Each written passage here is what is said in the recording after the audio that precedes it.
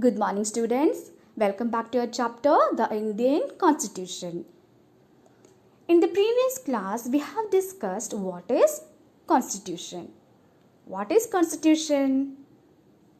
Constitution is a written document in which we find constitutive rules. What are those constitutive rules? These are the set of rules which are prescribed for the safety and security of each and every citizen who are living in a country. It is compulsory that we should obey these constitutive rules. If we didn't obey these constitutive rules, what will happen? Yes, it can create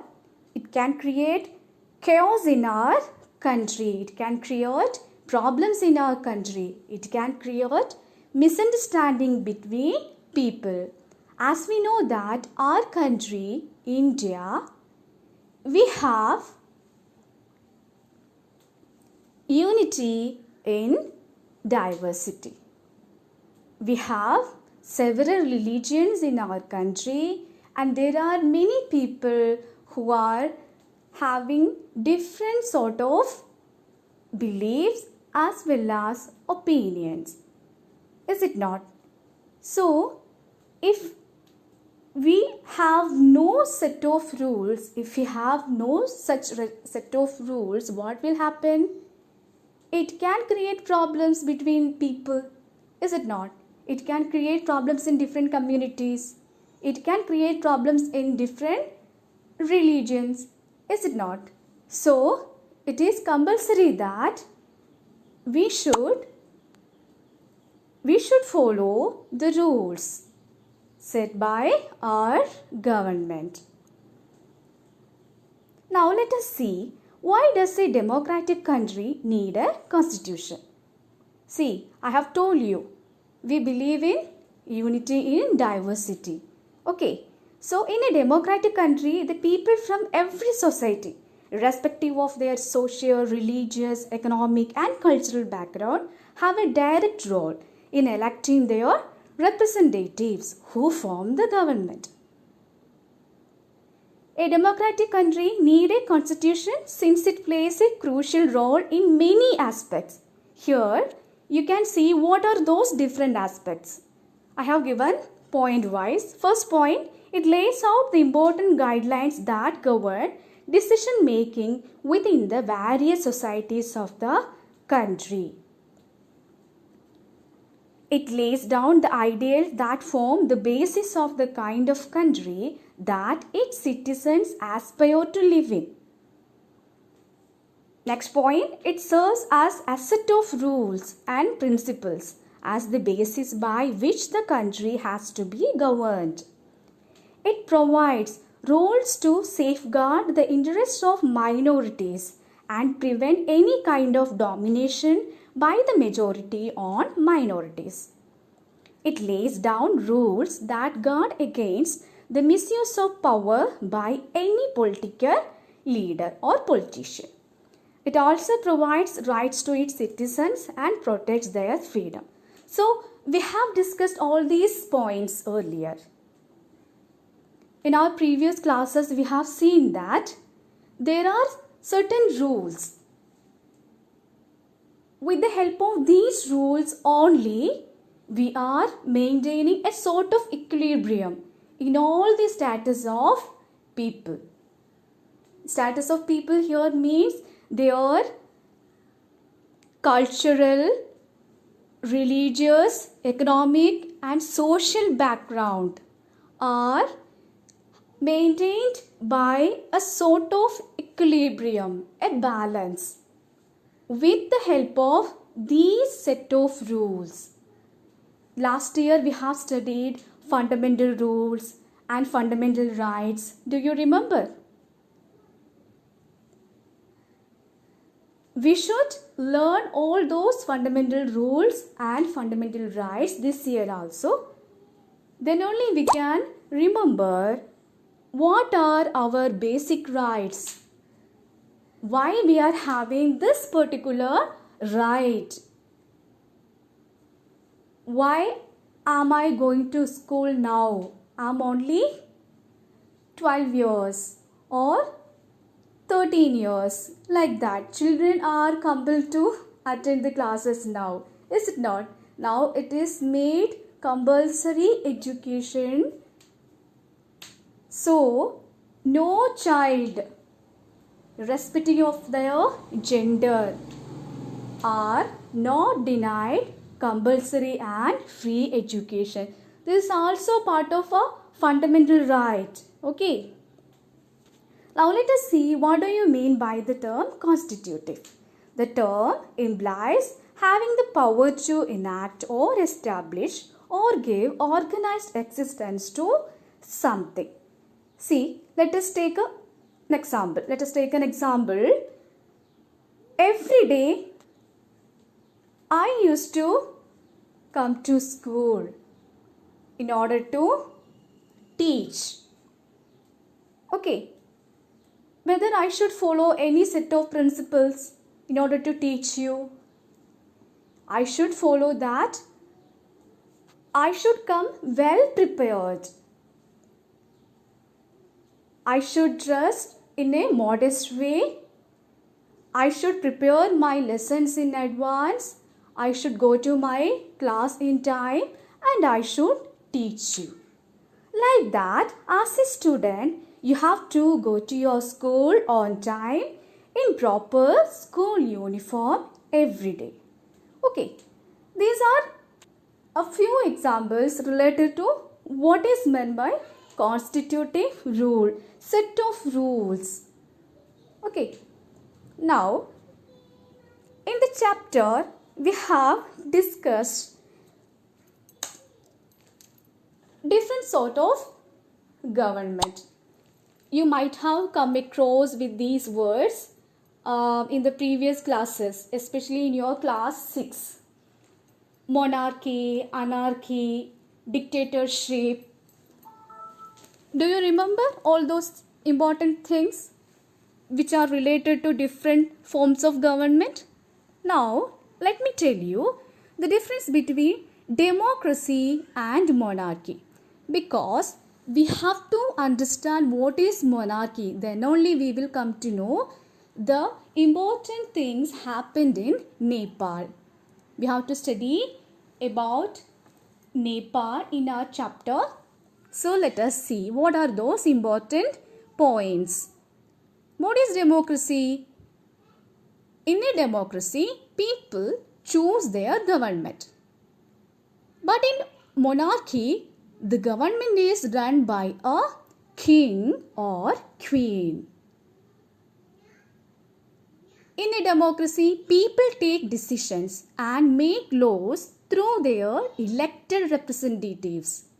We used to elect our ministers, is it not? We have the power to elect our leaders.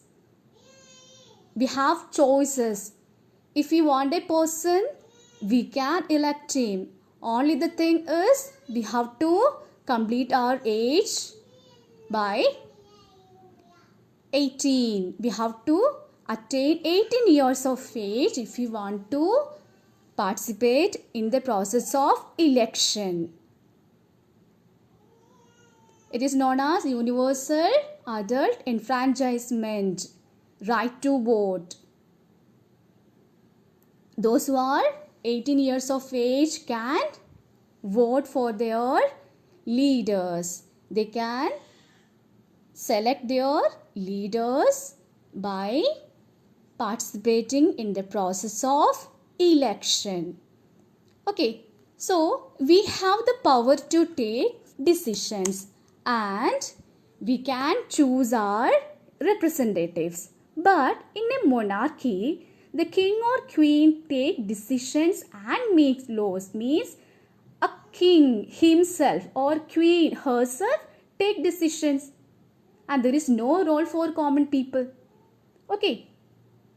In a democracy, the representatives are answerable and accountable to the people. Means we can question the government. Here in Facebook, Twitter and all, you can see how the common people are questioning certain activities of government. They have the power to express their views regarding any of the incident. In this COVID pandemic, you can see that almost all the people have given their suggestions to the government through Twitter or through other social medias. Okay, and the government has taken their opinions. Nowadays, social media is also playing an important role in decision making to take a proper decision by the authority, by the government authority. Okay, but in a monarchy, the king or queen is not answerable to the people. If the king has taken a decision himself, he will not change it. Okay, means no one can question the decision of a king or a queen. Next point, citizens have the freedom to criticize government policies. I told you already, we have the freedom. We people who are living in India have the freedom to criticize policies of our government. But in monarchy, the people do not have the freedom to defy. What is the meaning of defy? Challenge. Challenge the king or queen. So have you understood some of the points related to the difference between democracy and monarchy? Now, let us see, why did the people of Nepal want a new constitution? Nepal needs a new constitution due to the following reasons. Executive power according to the 1990 constitution was arrested in the king. I have told you, Nepal was under the control of a monarch.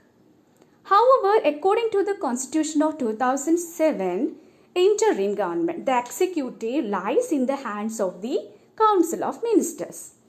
This has made Nepal switch from a system of the monarchy to a system of democracy. The older constitution, which implies the power vested in a king, is no longer applicable now. A new constitution is required to reflect the democratic ideals of the people. These are the points which tell us why Nepal want a new constitution. Now they want to be democratic country. Okay, they all wanted to have the freedom which only democracy can give them. Now let us see what would happen if there is no restrictions on the power of elected representatives. I have told you we have the power to elect our representatives. Okay, now let us see. In a democracy, people choose their leaders so that they can exercise power responsibly on their behalf. See the term responsibly. Leaders should be responsible towards the common people. Who are those common people? Common people are those who have given votes to select these representatives. Okay. But there is always the possibility that these leaders might misuse their authority as per their wish, which cannot be allowed in democracy. Okay. This misuse of authority can result in gross injustice and breakdown of democratic system. Hence, as a safeguard against the misuse of power by our political leaders, it is necessary to have restrictions on their power.